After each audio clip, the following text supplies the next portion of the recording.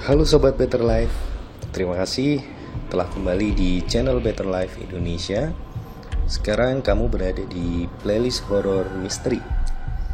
Dan bagi kamu yang kisahnya ingin kami angkat di podcast ini, silakan cek kolom deskripsi di bawah ini ya.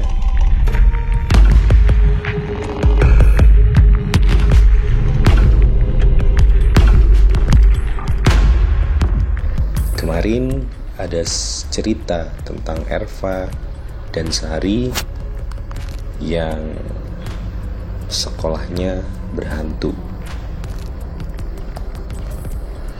Kemarin sampai di bawah pohon trembesi, Erva bercakap dengan gadis kecil bergaun cantik yang ia temui sebelumnya. Gadis itu memberi Erva roti. Kata si gadis itu, jika siapapun yang memakan roti itu, dia akan jadi temannya. Nama rotinya pigeon cake, sebuah roti yang sangat tua. Sejarah mencatat bahwa roti tersebut sudah ada sejak era Ratu Victoria memerintah Inggris pada tahun 1830-an.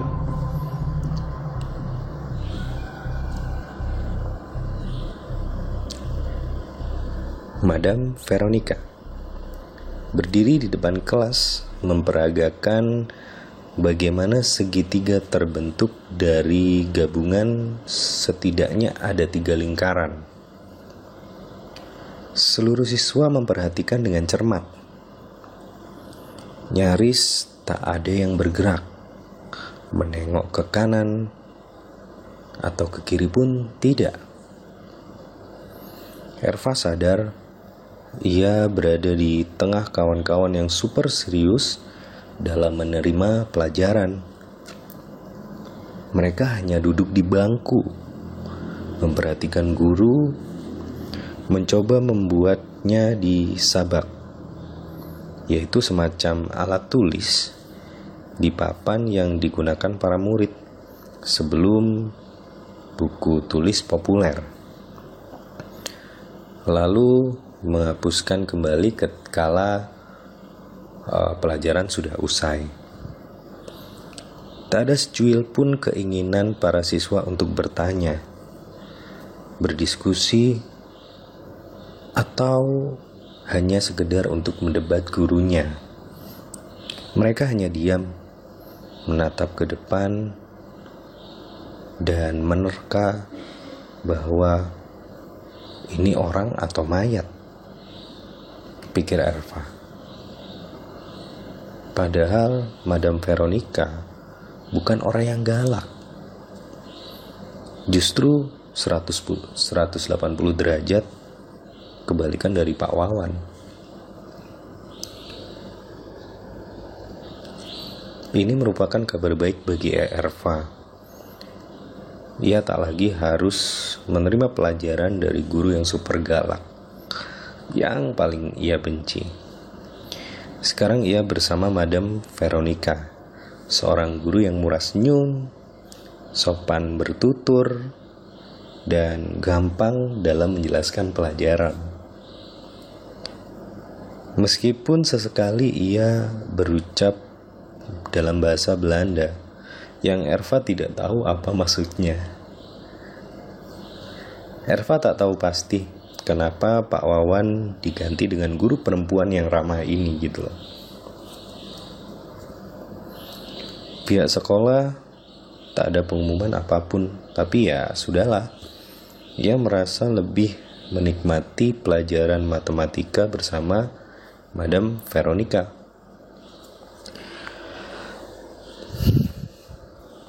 Seperti biasa, kelas Madame Veronica hening. Hanya ada suara Madame Veronica di depan kelas dan suara hembusan nafas Erva. Semua siswa terpaku di bangku masing-masing. Diam, kaku. Anehnya hampir semua siswa seragamnya berbeda. Dari paling ujung sana, seorang pria kecil seusia Erva dengan belangkon, beskap, dan kain. Sementara kakinya dibalut sepatu slop putih, terlihat sangat mahal. Dan disusul dengan seorang gadis kecil, pirang dan rambutnya dihiasi pita agak besar, serta gaun warna pink dengan renda-renda yang cantik. Tapi di dalam kelas ini, Erva tidak menemui si gadis kecil yang duduk di bawah pohon trembesi yang ia jumpai beberapa hari yang lalu. Sayangnya, Erva juga belum sempat bertanya namanya.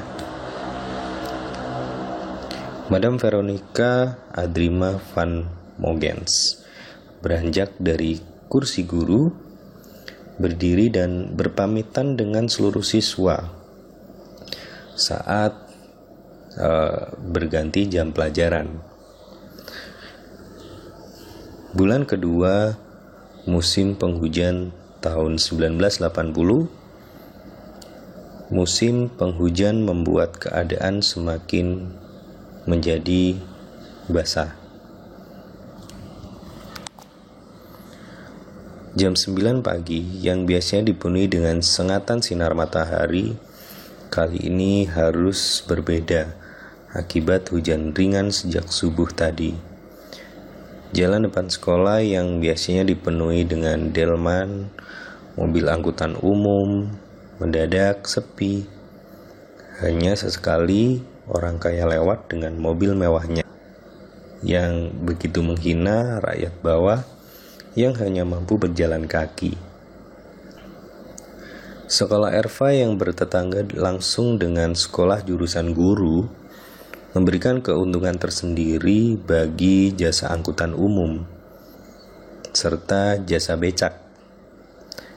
Demikian juga keuntungan bagi Pak Wawan. Kebetulan guru matematika itu juga ditunjuk sebagai pengajar matematika di sekolah keguruan tersebut. Ada panggilan buat kamu nih. Sari memberikan surat panggilan dari BK pada Erva. Hati Erva mendadak berdegup. Panggilan dari BK adalah ancaman bagi siswa SMP. Bisa saja ia didepak dari sekolah dan Erva tak paham ada masalah apa pada dirinya hingga ia dipanggil BK. Kok kamu bengong? Sentak Sari. Erva tak bicara apapun, hanya mengeluh. Nafasnya semakin berat seiring jantungnya semakin berdegup kencang. Dengan malas yang dibumbui rasa takut, Erva beranjak dari bangkunya berniat menuju BK. Namun di depan pintu, Erva melihat si gadis kecil di bawah pohon trembesi. Gadis itu tersenyum dan tangannya terjulur sambil membawa roti. Roti yang diberikan Erva pada waktu itu, namun Erva belum sempat memakan roti itu. Erva membalas senyuman gadis itu. Namun segera ia teringat harus menuju BK. Erva pun berlalu. Tanpa disadari oleh Erva, Sari mengikuti dari belakang dengan sangat hati-hati. Jarak antara kelas Erva yang berada di depan dengan BK cukup jauh. Ia harus melewati koridor di depan beberapa kelas dan melewati aula tua. Gedung aula tua yang tidak difungsikan lagi. Tak ada yang tahu persis kapan terakhir gedung itu difungsikan. Pihak sekolah hanya melakukan perawatan dari luar sebagai cagar budaya katanya. Pintu besarnya terkunci, jendela-jendela menjulang tinggi.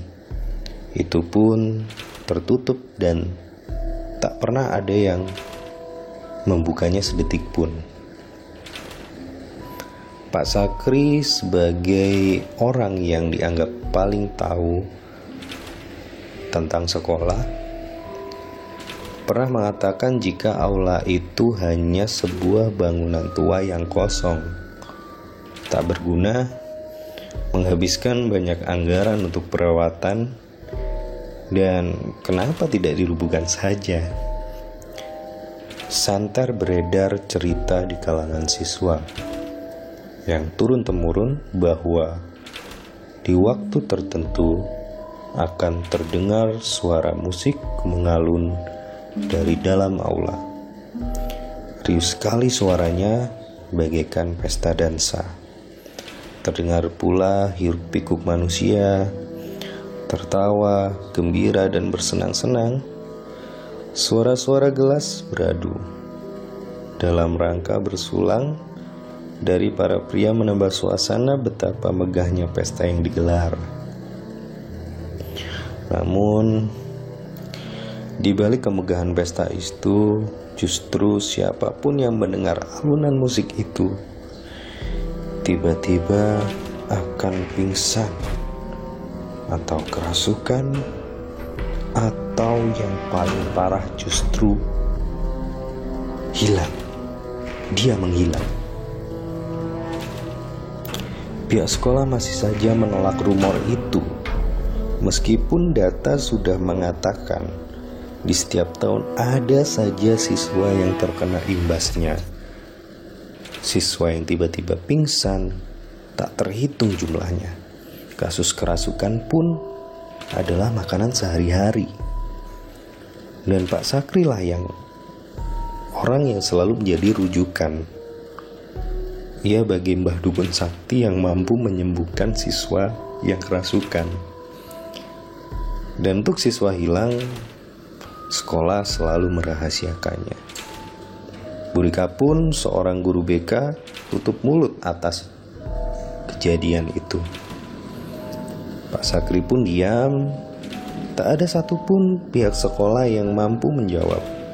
Sengaja selama puluhan tahun bahkan ratusan tahun, kasus hilangnya siswa menjadi rahasia umum.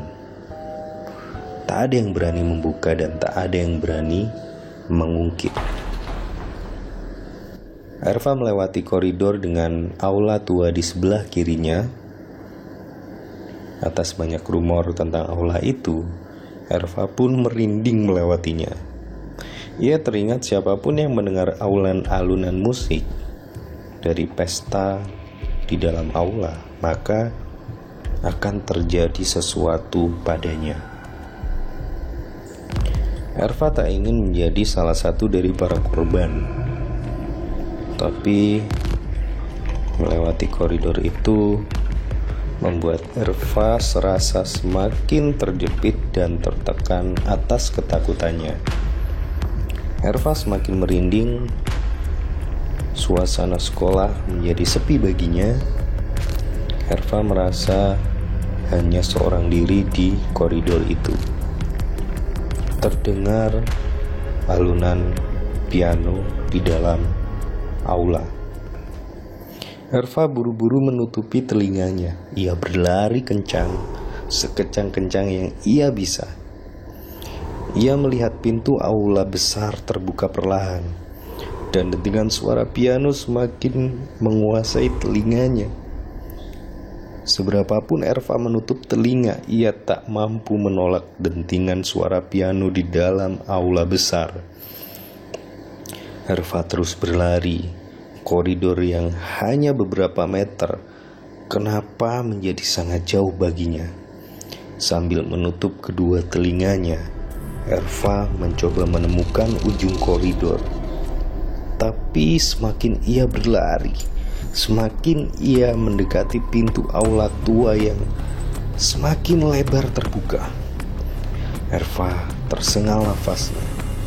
Ia tak mampu lagi berlari. Ia menangis, bibirnya pucat, wajahnya merah. Erva pun menyerah. Ia membuka telinganya. Tangannya terjatuh lemah. Erva pun tersungkur dan tak kuat lagi ia dengan motif lengkung warna kuning dan keemasan begitu mewah. Atap-atap dihiasi lampu kristal begitu sempurna. Jendela-jendela tinggi itu dihiasi dengan kain-kain halus dan cantik berwarna merah menyala, dibentuk sedemikian rupa, dan kain bros raksasa berkilauan warna emas.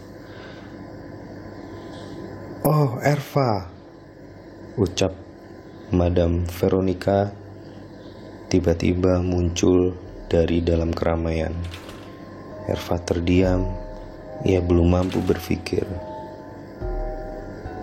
Kombina, mari silahkan masuk," ucap Madam Veronica mengulurkan minuman berwarna merah pada Erva. Meskipun lemah, Erva berusaha mengulurkan tangannya, menerima minuman dari Madam Veronica, guru yang ia hormati itu. Namun, sudah di tangan Erva dan Madam Veronica tersenyum. Erva pun menyeruput minuman berwarna merah pekat itu. Tiba-tiba, semua menjadi gelap. Pandangan mata Erva berkunang-kunang, semakin gelap dan gelap, hingga Erva tak mampu melihat apa-apa.